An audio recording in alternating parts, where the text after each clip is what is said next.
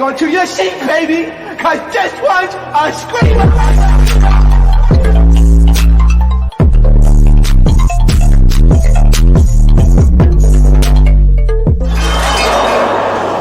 Are you not entertained? Are you not entertained?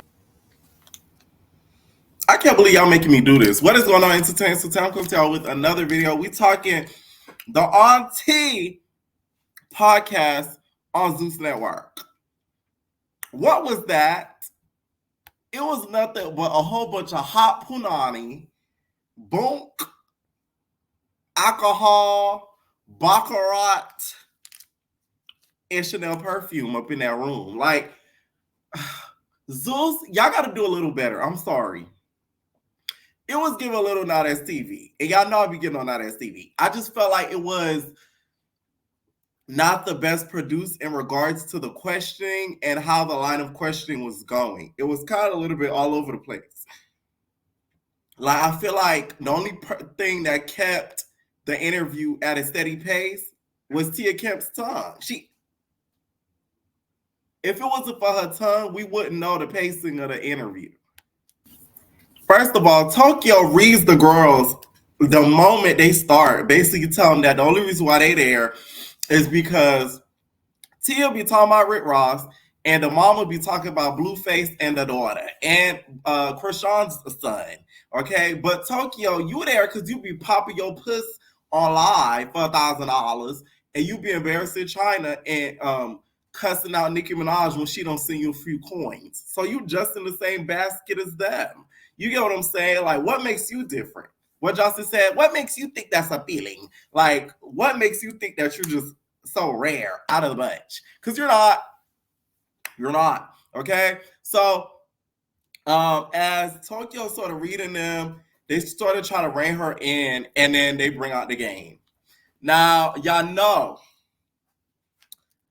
the game is fine. You know what I'm saying? I'm not no big Game fan musically. Like, my favorite song of his is 100. Y'all better not come to my funeral when y'all better keep it more than 82 than 92, nigga, 100.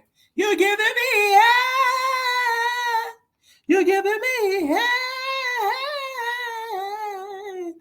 Y'all better not come to my funeral with that fake ish. Y'all better not come no more with that fake ish. Okay? That's my favorite Game song. Okay? No lie. Now he comes out, do-rag and all, looking like a LA pimp daddy. Blood. You feel me? And Tokyo, sometimes I didn't know if I wanted to just turn this off and just forgot I was watching this. She's just so horny. Like, you nasty girl. She starts to like protrude out her panties. I was very shocked at Carlissa. Carlissa's a very appropriate woman. Like, she gave me mother hen, mother goose. You feel me? She was very more laid back than I thought she was gonna be. I thought she was gonna be a little bit more hype, but Tia and Tokyo had that on lock. Okay, so they first, of course, start admiring him by his greeting. So he walks up to, Tia, hugs Tia. Y'all know Tia Kemp is very excited because the game is one of Rick Ross's ops. So, she's very elated at that. Tia, you and that tongue of yours gonna cause some sharp beef, okay? You instigating with these niggas, you gonna end up on the first 48, baby mama edition.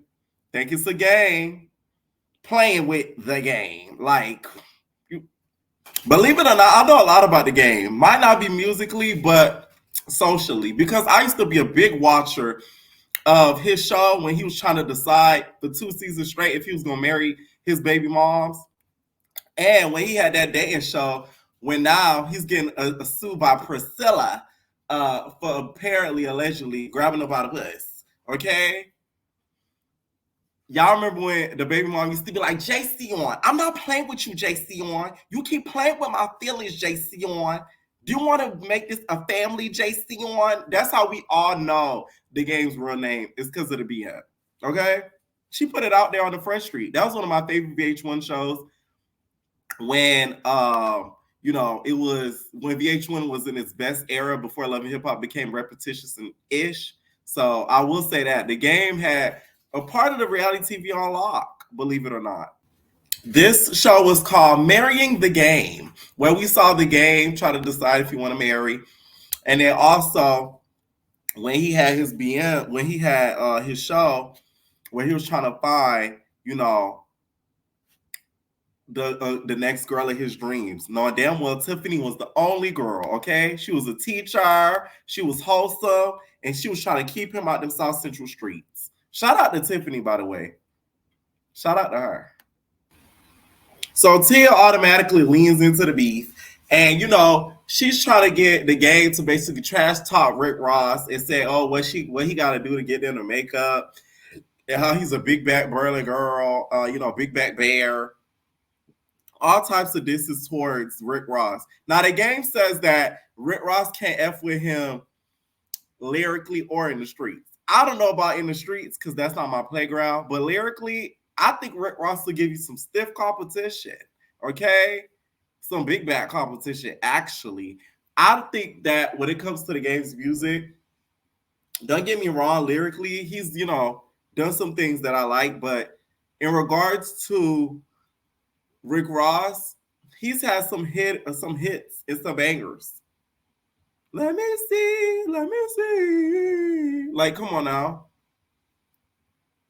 I just want to be the one. Yeah, nah, nah, nah. I just want nothing. Yeah, nah, yeah, okay, my best Betty Idol. Like, he's put out some tracks. So I don't know about lyrically the game, but maybe in the streets. Okay, maybe in the streets. So then they get into like, if y'all remember back in the heydays, if you was on Instagram back then, the game used to do these pictures where he used to just like to show the shape of his schlong and some boxers, preferably Ethicas. So he used to show his bulge, and they sort of asked him, you know, how could you, what's the best way to take sort of like a deep picture?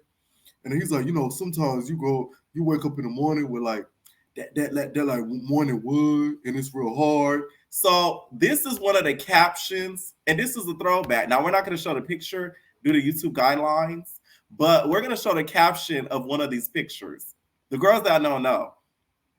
Hashtag 5 Nigga Friday. So tonight you want to go out? I say let's stay in and Netflix and get and chill. Open for me so I can helicopter tongue on that punani. Motorboat that monkey. I mean, lick that pearl so fast, your V gonna go into shock. Then I'm gonna wake that V up with this fresh out the shower D. See the way I'ma slide to your best friend. Feel like I'm effing the two. Make her bust the nut. She ain't even here. She gonna call you like, girl, are you effing the game again? Cause I can feel it too. Hashtag D Game Strong. Hashtag question is, can you take the whole thing? Hashtag can you not? Hashtag if I could eat your punani till the scandal come back on next week. Hashtag this tongue will make you late for work. Hashtag this D will make you resurrect your day. Hashtag this can sew in bundles. Hashtag this can fill in your nails. Hashtag can be your best friend. Hashtag can change your life. Hashtag drops mic. Hashtag meet print Poppy has spoken. The level of corniness in 2015 was crazy. For you to take your time today and type out all of these captions is crazy. The creativity, though, is outstanding. You can make a whole verse off of them damn hashtags, okay? And that was one picture. There's plenty more, but we're not going to do that on this video, okay? I will say I remember seeing those pictures at the time. I was impressed. You know, stick like a snacker. I'm stop. Now, what I didn't like, that was real strange. Tokyo, if Black China has a hard time forgiving you, can you really blame her? Because you just embarrass every chance that we get. I did not know Black China in the game was fought or have fought. Okay, I didn't know she gave a punani up. And now I know. Thanks to your mama. So it's like, why would you do something like that? You could have joked and not even brought up Black China and just acted like you wanted him for yourself. We didn't have to be reminded that, you know, he slobbed on your knob, that she slobbed on his knob, even though he brought it up, which I thought was like, damn, that's a whole lot of nerve. But getting the blood. So, like, you can't really, you know, expect nothing less. He basically told Tokyo that, you know, Black China got that head that tips. And tipping isn't a town in China, okay? Like Nina Brown said, that she got that good, she got a two hand game mean stroke. So she, grapefruit. Also, Tia, you're gonna have to let that Rick Ross hurt go. She kept bringing up Rick Ross throughout the whole interview. She called him Willie. If y'all don't know who Willie is nickname for Rick Ross. His real name is William, not to be confused for William the Baddest. Okay, because sometimes he do act like a bad bitch, according to Tia Kemp.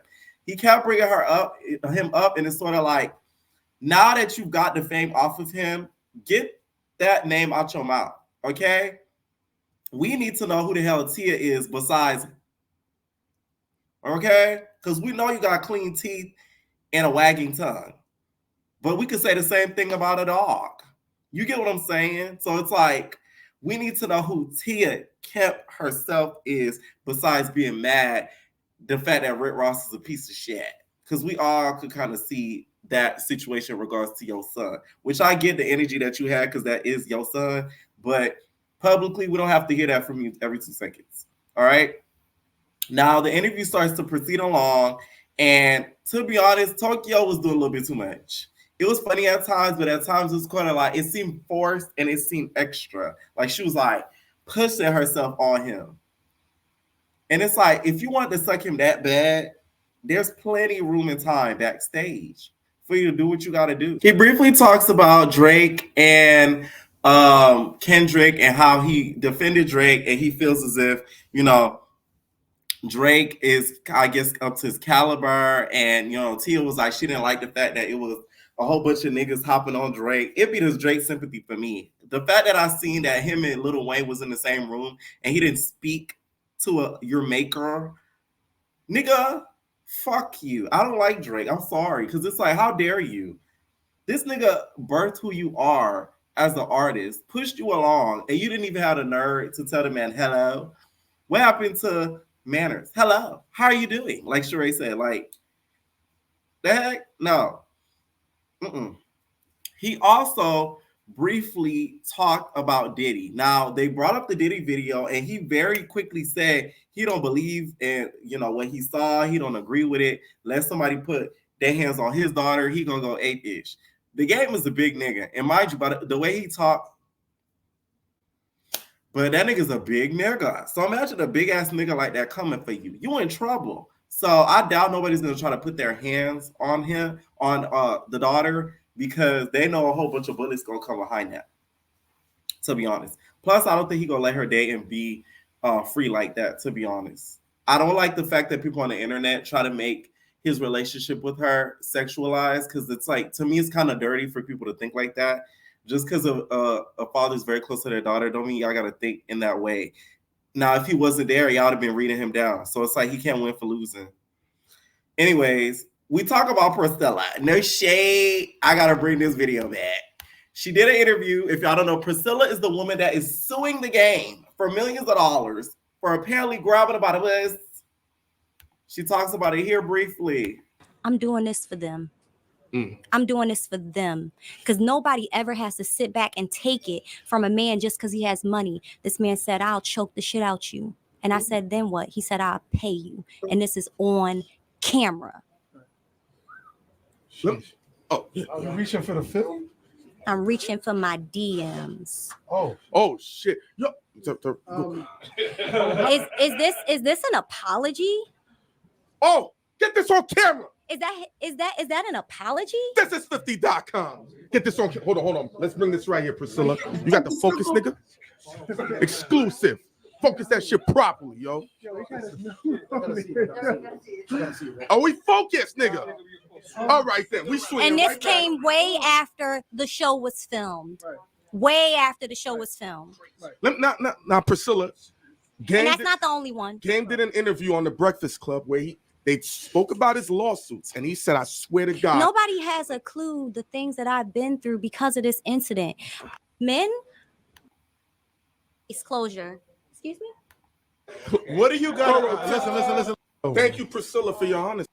Get out my DMs and told me shut the fuck up. Now this is where she detailed what went down. Screaming rape. He did not rape me. He did not rape me. No. But what he did do. I'm her in the background with the brown and black pony. Is touch my pussy 3 times and told me shut the fuck up before I eliminate you, and then pulled my dress up in front of a crowd of people in Chicago at a club with the lights on and people taking pictures. Yo, $10 million. And then attacked me to the point that 3 cameramen walked off set and quit because they got daughters and wives at home, and they said he's a piece of shit. Oh, you didn't know I got to see this footage, but I did. Get out my DMs. Ooh. Now this girl has a case. The game has moved his finances to the point where he's avoiding this girl. I think him doing the show was a big ass mistake. Not Auntea podcast. I'm talking about that dating show. I remember it vividly when that girl started suing his ass, and this girl will not stop until she obtained all his assets. At this point, she gonna have to put your damn shoes as collateral, because it's like, god damn, she is coming for you. All right. Do I believe this happens? Sadly, yes, because cases like that wouldn't get so far in a judicial court without some backed up evidence. It would have been thrown out if she didn't have the evidence to back it up. The fact that it's up and still going and she's keep on proceeding, that means she has some evidence to back it up. So I hope he gets that sorted out, because you do have a Zorda. So the last thing you need is your Zorda, seeing stuff like this. So they start mostly talking about this whole podcast sex. I don't see the game being the one to put it out. You can put it down like I fall in love. I just don't see him being that one that just is like, oh my God, the girls just go crazy, to be honest, because he just seems so like, I wouldn't say scared, but like he wouldn't be into the freaky deaky type stuff that girls probably like nowadays. So I feel like he talk a good game. That's why his name is The Game, aka JC1. All right. Now Tokyo, why don't you talking about? You asked this man, is he on trannies? You think everybody in their mama gay? Like that was random out of nowhere. I've never seen that rumor out there. Correct me if I'm wrong. If he's ever on a tranny before or a T-girl, all right. I've never seen that rumor out there about him. So I was just like Carlissa, because I'm like, what are you doing? And it's y'all used to talk all that shit about Carlissa. I'd have always seen it for Carlissa. I ain't like that little homophobic comment you meant though, talking about is your son fucking Nicholas and stuff. And if he was, but to me, I liked her the best on this show. She seemed the most calm and actually wanted to ask questions and have them answered. So that's why I think the podcast in itself was a little off-putting, because, oh my God, it was just like random questions and it wasn't the most organized. Okay. Now we get towards the end. They sort of give JC on advice as to Auntie advice as to how he could be, a better man, et cetera, et cetera. He kind of takes in the advice. Not gonna lie though, it seemed like he was over by the end and wanted to go home. He wanted to shake real bad. Like he was over it. Sorry y'all if I'm missing some of the podcast, but it was just a whole bunch of random shit. Now I done told y'all the concept on my after show. I'm not gonna say it on here because I'm sick of Zeus. I'm sick of giving Zeus ideas and people keep them stealing ideas. But there should have did it in another way, this podcast.